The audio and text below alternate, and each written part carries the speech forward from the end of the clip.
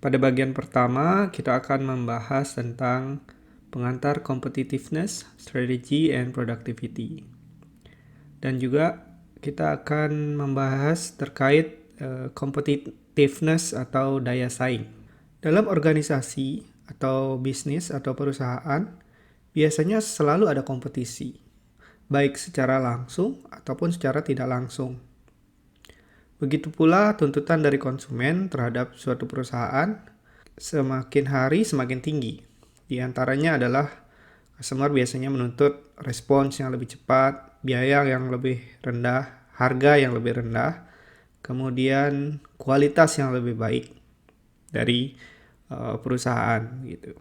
Oleh karena itu, perusahaan harus mampu beradaptasi agar tetap kompetitif. Pada bagian ini akan dibahas 3 bahasan yang merupakan bagian penting dari kemampuan suatu perusahaan atau bisnis untuk stay kompetitif, yaitu yang pertama daya saing atau competitiveness, strategi, dan productivity atau produktivitas.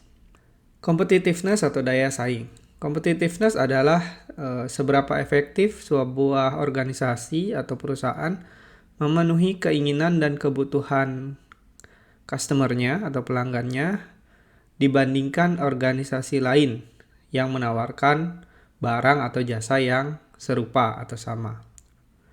Jadi, organisasi atau bisnis itu berkompetisi untuk bisa tetap kompetitif.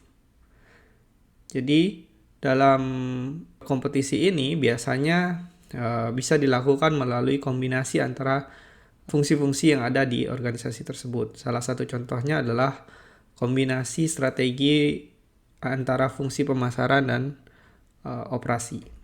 Fungsi pemasaran biasanya perlu dilibatkan dalam strategi sebuah perusahaan untuk stay kompetitif. Salah satunya fungsi pemasaran perlu melakukan identifikasi apa yang diinginkan oleh atau dibutuhkan oleh pelanggan, termasuk juga menentukan level harga dan kualitas yang diinginkan dari produk atau jasa yang akan ditawarkan ke pelanggan.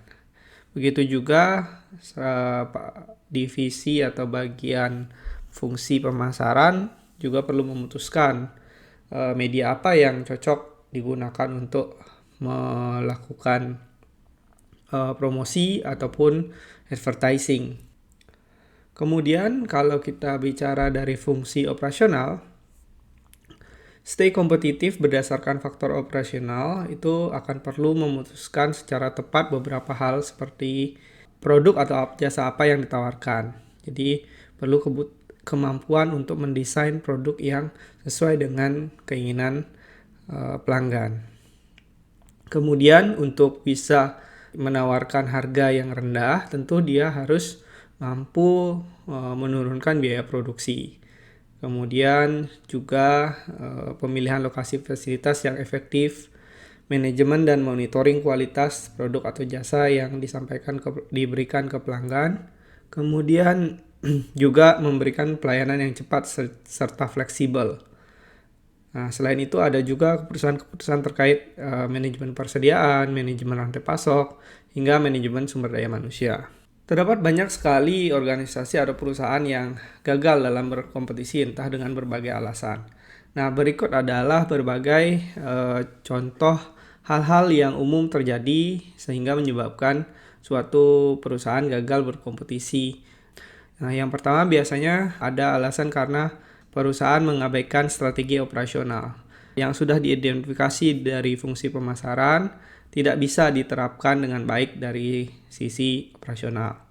Kemudian bisa jadi juga gagal mengambil keuntungan dari strength dan opportunity yang ada, atau juga gagal mengantisipasi adanya threat atau ancaman daripada kompetitornya. Kadang-kadang perusahaan juga terlalu fokus pada keuntungan jangka pendek sehingga tidak memberikan porsi yang cukup untuk tim pengembangan atau research and development. Padahal bisnis kan selalu berubah, jadi perubahan sangat diperlukan. Melihat tren di masa depan sangat diperlukan, terutama ini seringkali hadir dari divisi research and development atau business development. Juga kadang-kadang perusahaan terlalu fokus pada produk akhir atau tidak melihat proses apa yang dilewatinya, sehingga strateginya condong ke mengubah produk yang ditawarkan, bukannya melihat apakah proses yang penciptaan produk itu sudah baik atau belum. Kemudian ada juga perusahaan yang gagal menempatkan sumber daya manusianya sebagai modal yang juga perlu mendapatkan investasi atau pengembangan. Jadi sumber daya manusia perusahaan itu juga aset bagi perusahaan, jadi tetap perlu dikembangkan. Kemudian ada perusahaan juga yang gagal menjalin komunikasi internal perusahaan yang efektif, sehingga kolaborasi antar 3 fungsi utama yang ada di perusahaan tidak berjalan dengan baik. Dan yang mungkin sangat sering terjadi adalah perusahaan tidak mampu menawarkan apa yang sebenarnya diinginkan oleh pelanggan atau customer-nya. Baik, demikian pengantar dan pembahasan terkait daya saing dalam konteks manajemen operasional. Saya akan akhiri dengan pertanyaan, apakah perusahaan tempat Anda bekerja sudah memiliki daya saing yang kuat terhadap kompetitornya? Kemudian, coba kita refleksikan mengapa beberapa organisasi bisa gagal bersaing dengan kompetitornya. Baik, demikian bagian pertama, saya akhiri.